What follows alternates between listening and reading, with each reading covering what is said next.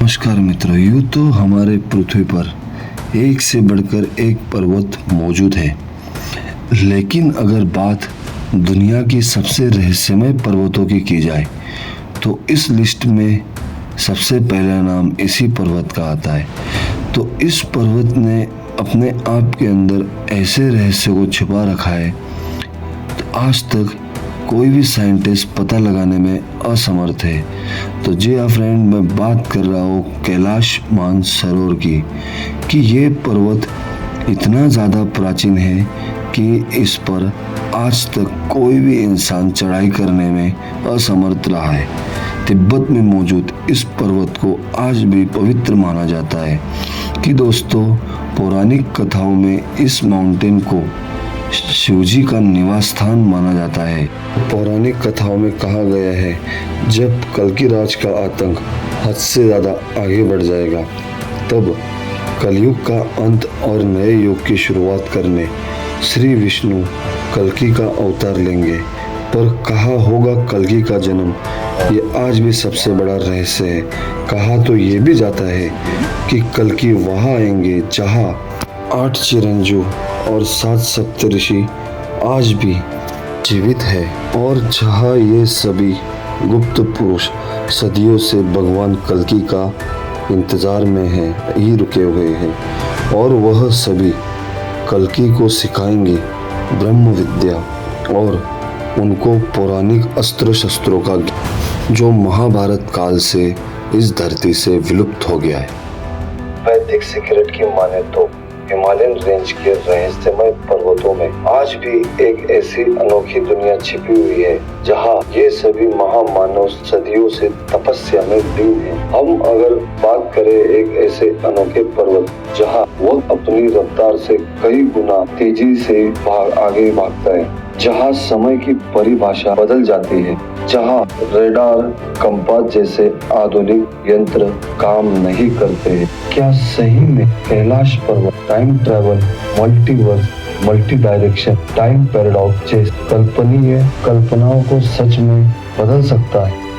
हमारी कही गई बातों पर आपको भरोसा ना हो तो पूछिए जो कैलाश की यात्रा पर गए हैं और जिन्होंने मानसरोवर में डुबकी लगाई हो। वही मानसरोवर झील जहां आसमान से तारे फरिश्ते की तरह डुबकी लगाने नीचे उतरते हैं और पलक झपकते ही बादलों में वापस छिप जाते हैं। आज भी इस मानसरोवर झील को मिले वैदिक युग में शेष सागर के नाम से जाना जाता है। वही शेष सागर जहाँ विष्णु अपने शेष नाग पर बैठकर संसार का पालन करते थे। क्या आज भी कैलाश को एक्सेस मंडी कहा जाता है? क्या है उसके नीचे शेष नाग छिपे हुए हैं? बौद्धिक प्राचीन लिपि भी यही कहती है कि कैलाश के अंदर एक ऐसा गुप्त शहर है कि उसका ना तो कोई जमीन है ना तो कोई आसमान है, जिसे लोग शंबाला के नाम से भी जानते हैं। तो कुछ वैज्ञानिक इसे एलियंस की दुनिया मानते हैं, तो हिंदुओं के लिए भगवान देवादिदेव महादेव का निवास स्थान है और उनका कैलाश है। कुछ लोगों के लिए ये धरती और स्वर्ग जाने का दरवाजा भी है। हर साइंटिस्ट ने ये तक कहा कि कैलाश पर्वत के ऊपर चढ़ते वक्त उन्होंने कुछ अकल्पनीय देखा। कुछ साल बाद उन सभी की मृत्यु हो गई। रूसी साइंटिस्ट का ये कहना है कि कैलाश पर्वत मानव निर्मित पिरामिड जैसा है। इस पिरामिड में से आज भी कई अनोखी आवाज सुनाई देती है। क्या है कैलाश पर्वत का रहस्य? नासा कैलाश पर्वत के किन रहस्य को उजागर करना चाहती है? कैलाश में ही क्यों दिखाई देते हैं हिम मानव? कहाँ रहते हैं ये महाअघोरी साधु संत? क्या है कैलाश पर्वत का रहस्य? आज हम इन्हीं सारे रहस्य की चर्चा करेंगे। तो हाय फ्रेंड, मैं अभिलाष पाटिल आप लोग का फिर से स्वागत करता हूँ एक और रहस्यमय वीडियो।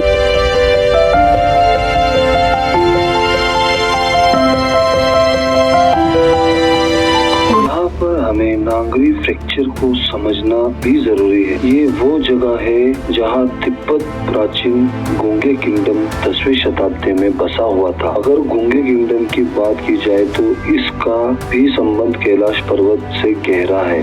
कहा जाता है जब लद्दाख ने गुंगे किंगडम पर आक्रमण किया तो इस साम्राज्य के 1 लाख लोग कैलाश पर्वत के अंदर जाकर गायब हो गए, जिसके बारे में हम आगे जरूर समझेंगे। पर और अभी हम नजर घुमाते हैं कैलाश पर्वत के इतिहास पर। जैसे कि हम कैलाश पर्वत की बात करते हैं, ये कैलाश पर्वत, जिसे गैंगडीजी रेंज भी कहा जाता है, भारत से इस पर्वत की दूरी की बात करें तो भारत, नेपाल और चाइना से बॉर्डर से सिर्फ 100 किलोमीटर दूर।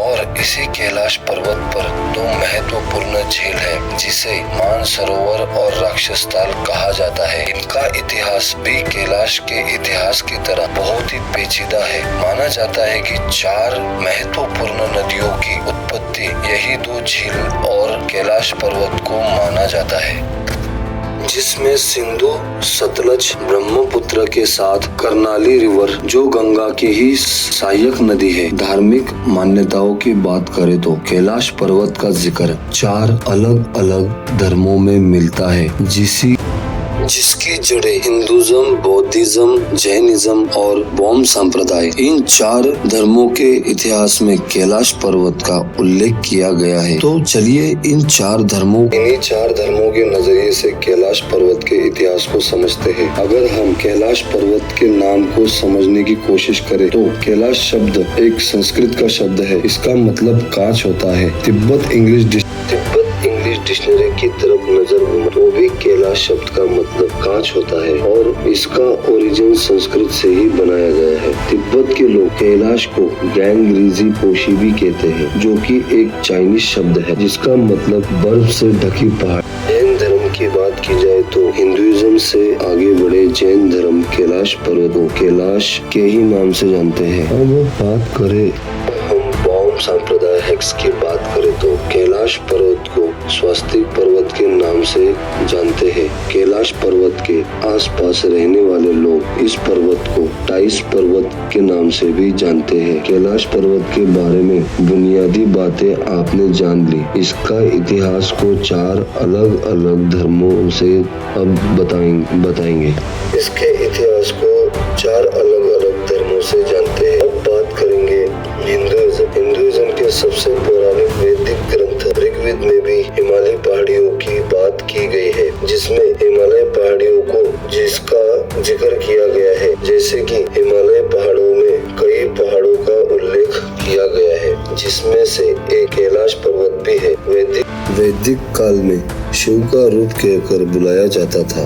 यजुर्वेद में भी रुद्र का उल्लेख मिलता है और उनके निवास के रूप में कैलाश पर्वत का नाम वेदों में उल्लेख है। त्रेता युग की बात करें तो रामायण काल में रामायण के उत्तरकांड में कैलाश पर्वत को लेकर एक कहानी मिलती है, जिसमें बताया गया है कि एक बार रावण चाहता था कि भगवान शिव उनके साथ लंका में आए।